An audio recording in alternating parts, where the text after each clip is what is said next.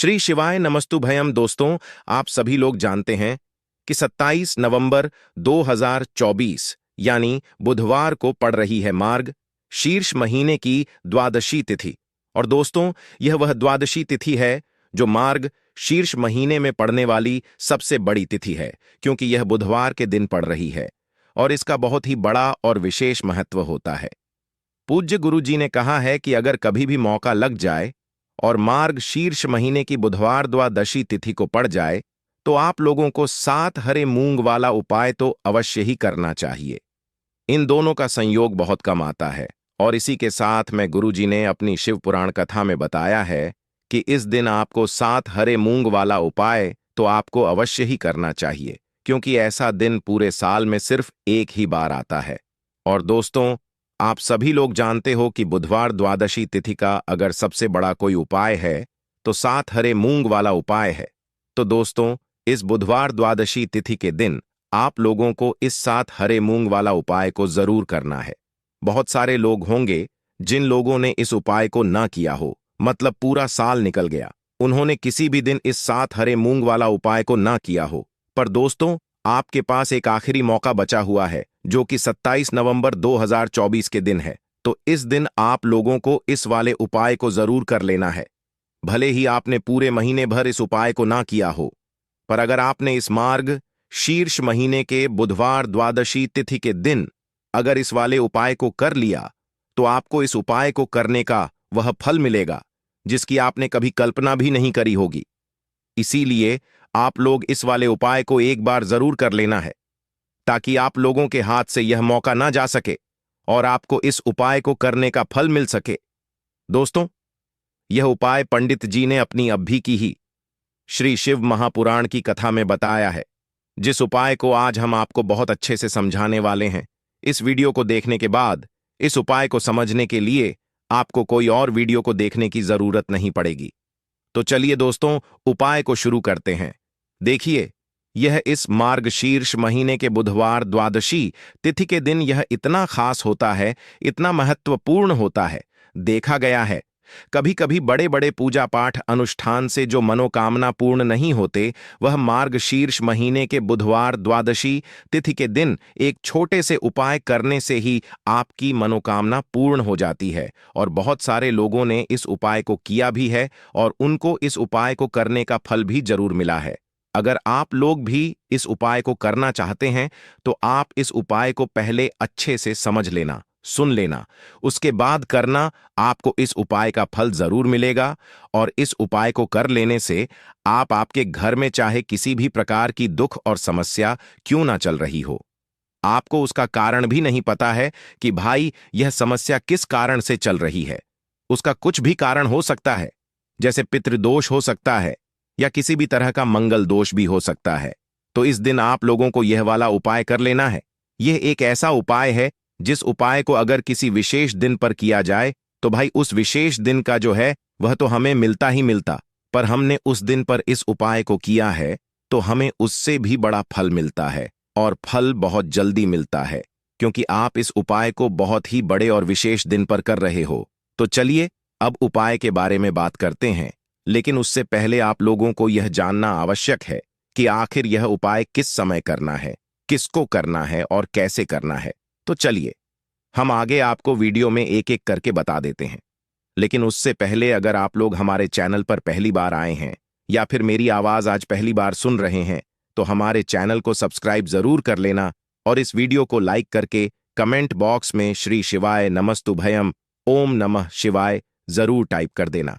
तो दोस्तों, इस 7 हरे मूंग वाला उपाय को हमें इस बुधवार द्वादशी तिथि के दिन कैसे करना है, किसको करना है, किस समय करना है और कहां पर करना है, ये सारे सवालों के जवाब आपको इस वीडियो में मिल जाएंगे। और जो ये वीडियो देखेगा भाई, उसको 7 हरे मूंग वाला उपाय जरूर करना चाहिए, क्योंकि इस दिन एक हरे मूंग के दाने का भी बहुत ही बड़ा और विशेष महत्व होता है। और जब बात आ जाए 7 हरे मूंग वाला उपाय की, तो यह सोने पर सुहागा वाली बात हो जाती है और यह एक बहुत ही बड़ा उपाय हो जाता है इस बुधवार द्वादशी तिथि का।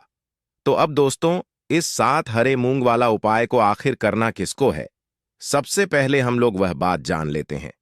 तो देखो, घर की जो बड़ी माताएं बहनें होती हैं, उन माताओं बहनों में से कोई भी एक बड़ी माता बहन इस वाले उपाय को कर सकती है। और दोस्तों, अगर आप चाहे तो अपने घर में से सभी सदस्यों को भी इस उपाय को करवा सकते हैं। अगर किसी व्यक्ति की खुद की कोई मनोकामना है, खुद की कोई दुख और परेशानी है, जो कि वह अपने लिए ही करना चाहता है, इस वाले उपाय को तो वह खुद अपने लिए भी कर सकता है। बाकी अगर कोई घर में से ऐसा है जो कि अपने पूरे घर परिवार की सुख और शांति के लिए यह वाला उपाय करना चाहता है, तो भाई वह भी कर सकता है। उसमें भी कोई दिक्कत वाली बात नहीं है। कहने का मतलब यह है कि इस उपाय को हर एक सदस्य भी कर सकता है और पूरे घर परिवार के सदस्य के लिए घर की बड़ी माताओं बहनों में से कोई एक माता बहन भी कर सकती है। माताएं बहनें अगर घर में उपस्थित ना हो या वह यह वाला उपाय ना कर पा रही हो, तो फिर घर का कोई बड़ा सदस्य भी इस साथ हरे मूंग वाला उपाय को कर सकता है, चाहे फिर वह पुरुष ही क्यों ना हो। उसमें कोई भी दिक्कत वाली बात नहीं है। अब दोस्तों, जो अगला प्रश्न निकल कर आता है वह यह आता है इस उपाय को लेकर कि आखिर इस उपाय को हमें किस समय ये करना है, सुबह के समय करना है कि शाम के समय करना है। तो देखो, इस वाले उपाय को आप लोग सुबह के समय भी कर सकते हो और शाम के समय प्रदोष काल में भी कर सकते हो। अब अगर आप पूछो कि भाई सबसे उत्तम समय कौन सा रहेगा इस साथ हरे मूंग वाला उपाय को करने का, तो हम आपसे बस यही कहेंगे कि इस उपाय को आप सुबह के समय करेंगे तो ज्यादा बेहतर होगा। बाकी अगर प्रदोष काल शाम के समय भी करेंगे तो भी अच्छा होगा, उसमें कोई भी दिक्कत वाली बात नहीं है। तो अब दोस्तों, जो अगली सबसे बड़ी और महत्वपूर्ण बात आती है वह यह आती है कि सुबह अगर हम उपाय को करेंगे तो हमें सुबह से लेकर शाम के समय प्रदोष काल में करना है। तो देखो, सुबह से लेकर शाम के समय प्रदोष काल में करना है। तो देखो, सुबह से लेकर शाम के समय प्रदोष काल में करना है। तो देखो, सुबह से लेकर शाम के समय प्रदोष काल में करना है। तो देखो, सुबह से लेकर शाम के समय प्रदोष काल में करना है। तो देखो, सुबह से लेकर शाम के समय प्रदोष काल में करना है। तो देखो, सुबह से लेकर शाम के समय प्रदोष काल में करना है। तो देखो, सुबह से लेकर शाम के समय प्रदोष काल में करना है। तो देखो, सुबह से लेकर शाम के समय प्रदोष काल में करना है। तो देखो, सुबह से लेकर शाम के समय प्रदोष काल में करना है। तो देखो, सुबह से लेकर शाम के समय प्रदोष काल में करना है। तो देखो, सुबह से लेकर शाम के समय प्रदोष काल में करना है। तो देखो, सुबह से लेकर शाम के समय प्रदोष काल में करना है। तो देखो, सुबह से लेकर शाम के समय प्रदोष काल में करना है। तो देखो, सुबह से लेकर शाम के समय प्रदोष का जितनी जल्दी हो सके आप उपाय को करने की कोशिश करना। बाकी अगर किसी कारणवश लेट भी हो जाओ, थोड़ी देर भी हो जाए, तो 10 या 11 बजे तक भी आप उपाय कर लेना, पर 12 बजे से ज्यादा देरी ना हो। ठीक है, इस बात का ध्यान रखना। उसके बाद में दोस्तों, अगर शाम के समय प्रदोष काल की बात करें, प्रदोष काल का जो समय होता है वह शाम के 6 बजे से शुरू हो जाता है। मतलब शाम के 6 बजे से लेकर 7 बजे के बीच का जो समय होता है, यह समय प्रदोष काल का समय होता है।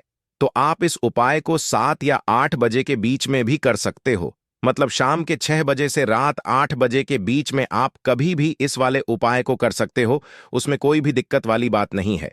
देखिए, पूज्य गुरु जी के अनुसार अगर आपके बच्चों का पढ़ाई लिखाई में मन नहीं लग रहा है, या फिर आपको धन की प्राप्ति नहीं हो पा रही है, या फिर आपके किसी भी कार्य में रुकावट आ रही है, सफल नहीं हो पा रहा है, तो आपको यह विशेष उपाय जरूर ही कर लेना चाहिए।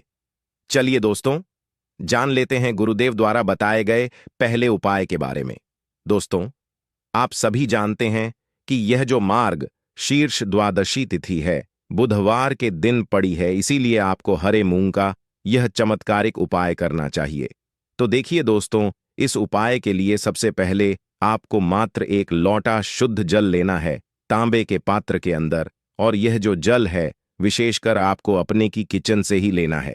आपके किचन में चाहे मटका रखा हुआ हो, फ्रिज रखा हुआ हो, चाहे आप बाल्टी में जल रखते हैं, जहां भी आप जल रखते हैं वहीं से आपको यह जल लेना है। फिर इसी के साथ में आपको साबुत हरे मूंग के दाने लेने हैं।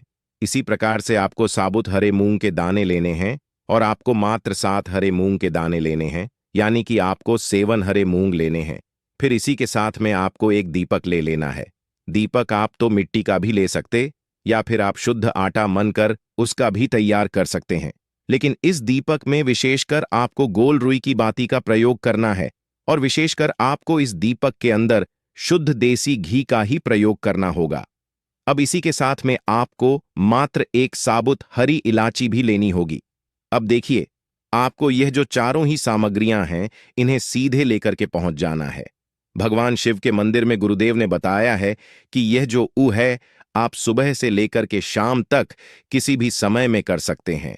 देखिए, शिव मंदिर पहुंचने के बाद सबसे पहले तो आपको दक्षिण दिशा में बैठ जाना है और उत्तर दिशा में आपको अपना मुख कर लेना है, लेकिन शिवालय में भीड़ है, तो फिर आप किसी भी दिशा में बैठ करके इस उपाय को कर सकते हैं। अब देखिए, मंदिर पहुंचने के बाद सबसे पहले तो आप जो एक दीपक लेकर के गए थे, इसे आपको भगवान शिव की शिवलिंग के पास में ही प्रज्वलित कर देना है और आपको लगातार श्री शिवाय आपको उस जलते हुए दीपक के अंदर ही डाल देनी है। देखिए, हरी इलायची जो है वह माता लक्ष्मी को बहुत अधिक प्रिय होती है और साथ ही साथ जो हरी इलायची है वह भगवान गणेश को भी बहुत अत्यधिक प्रिय होती है। इसीलिए यह हरी इलायची हमें धन की प्राप्ति भी करवाने वाली है और साथ ही साथ हमारे बच्चों के बुद्धि ज्ञान और विवेक में भी वृद्धि करने वाली है। तो देखिए, सबसे पहले आपको दीपक प्रज्वलित करके के उसमें हरी इलायची डाल देनी है। अब इसके बाद जो आप एक लोटा जल लेकर के आए हैं, इससे आपको धीरे धीरे भगवान शिव की शिवलिंग पर ही अर्पित कर देना होगा।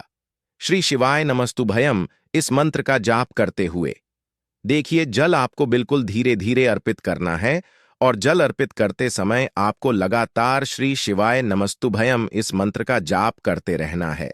अब देखिए दोस्तों, आपके पास जो 7 हरे मूंग थे, उनमें से आपको 3 हरे मूंग अपने सिद्धत में लेना है और इन्हें आपको एक एक करके शिवलिंग पर, जहां श्री गणेश जी का स्थान होता है, वहां पर आपको समर्पित कर देना है। यानी कि आपको एक हरा मूंग समर्पित करना है और आपको ओम गण गणपते नमः इस मंत्र का जाप करना है। इस प्रकार से आपको 3 हरे मूंग के दान एक एक करके ओम गण गणपते नमः इस मंत्र का जाप करते हुए शिवलिंग पर श्री गणेश जी वाले स्थान पर ही समर्पित कर देना है। अब देखिए दोस्तों, आपके पास अभी भी 4 हरे मूंग के दाने और बचे हुए हैं, तो इनमें से आपको 3 हरे मूंग के दाने भगवान शिव के शिवलिंग पर ही अर्पित कर देने हैं और आपको श्री शिवाय नमस्तुभयम इस मंत्र का लगातार जाप करते रहना है। अब देखिए दोस्तों, इसके बाद आपके पास जो अंतिम और 7वां हराम अंग बचा हुआ है, इससे आपको शिवलिंग के सामने जो नंदी महाराज होते हैं और उनका जो पैर उठा हुआ होता है, वह वहीं पर आपको यह अंतिम और 7वां हरा मूंग भी समर्पित कर देना है।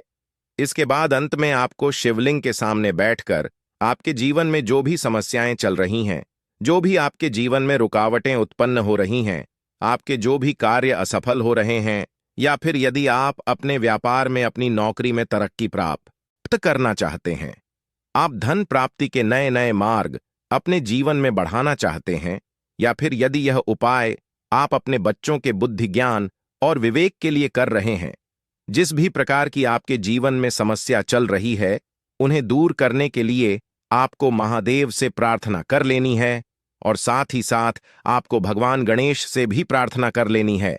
गुरुदेव ने बताया है, जो भी व्यक्ति इस प्रकार से चमत्कारिक उपाय कर लेता है, तो उसके जीवन की सारी समस्याएं भगवान शिव और भगवान गणेश की कृपा से दूर होती हैं। अब दोस्तों, इसके बाद हम जान लेते गुरुदेव द्वारा बताए गए दूसरे खास और चमत्कारिक उपाय के बारे में। देखिए दोस्तों, आप सभी जानते हैं कि कल है मार्ग शीर्ष महीने की द्वादशी तिथि। तो देखिए दोस्तों, इस उपाय को करने के लिए सबसे पहले तो आपको एक दीपक लेना होगा। दीपक यदि आप चाहे तो मिट्टी का भी ले सकते हैं और यदि आप चाहे तो अपने ही घर पर शुद्ध आटा मनकर उसका भी एक दीपक तैयार कर सकते हैं। अब देखिए, इस दीपक में विशेषकर आपको शुद्ध घी का प्रयोग करना है और साथ ही साथ इस दीपक में आपको लंबी रुई की बाती का प्रयोग करना है। ध्यान रखिए दोस्तों, लंबी रूह की बात का प्रयोग हम लोग अपने जीवन में धन प्राप्ति के लिए करते हैं, वंश में वृद्धि के लिए करते हैं, व्यापार में वृद्धि के लिए करते हैं। जिन भी कार्यों में हमें असफलता की प्राप्ति हो रही है या फिर जिन भी कार्यों में हमें तरक्की प्राप्त नहीं हो पा रही है, उन कार्यों में हम सफलता प्राप्ति के लिए करते हैं। तो इसीलिए आपको इस दीपक में लंबी रुकी बाती का प्रयोग करना है फिर इसी के साथ में आपको लेना है मात्र थोड़ी सी पीसी हुई शुद्ध हल्दी, यानी कि आपको मात्र एक चुटकी हल्दी लेनी है। अब देखिए दोस्तों, मात्र आपको जो दोनों ही सामग्री है, इन्हें आपको अपने घर के मंदिर में लेकर के पहुंच जाना है। अब देखिए, घर के मंदिर में पहुंचने के बाद आपको सबसे पहले एक कार्य करना है। आपके घर में यदि माता रानी की फोटो है या फिर माता रानी की प्रतिमा है, उनके सामने आपको बैठ जाना है।